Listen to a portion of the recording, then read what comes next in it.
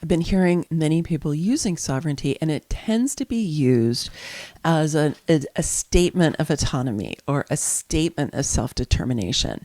And I would call it sovereignty from or sovereignty against. Right? I'm declaring my sovereignty from the old order. I'm declaring my self-determination against the forces that are trying to get me to conform or to fit into a box or do its bidding, right? I'm pushing against the outer forces that have been trying to get me to do certain things. And maybe I have agreed to do it in the past because I didn't know any better.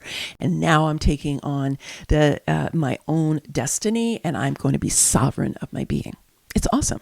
It's a wonderful first step for everyone to do, because when we start to wake up and we start to realize how much we've actually agreed to our own confinement inside of conformity, it can be difficult, right? And if we go back to that notion of shock and initiation, we want to initiate ourselves out of that. So declaring I am sovereign, I'm stepping into my sovereignty, is a kind of initiation, right? Because Aries is also initiatory energy, so it really fits.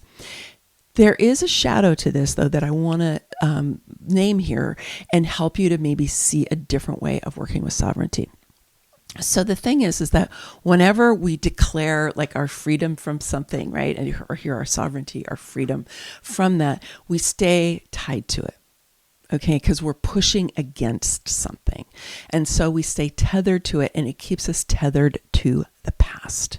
It keeps us tethered to the thing that we are moving away from. We're not truly free until whatever that old order was, whether that's an old political order, whether it's an old way that you operated inside of your family, whether that was an old order that you saw happening in a particular community, whatever it is, right? You're wanting to make your way out of it. But then the old of that, right, that was holding you back eventually becomes irrelevant, because you're like, I'm not dealing with it anymore.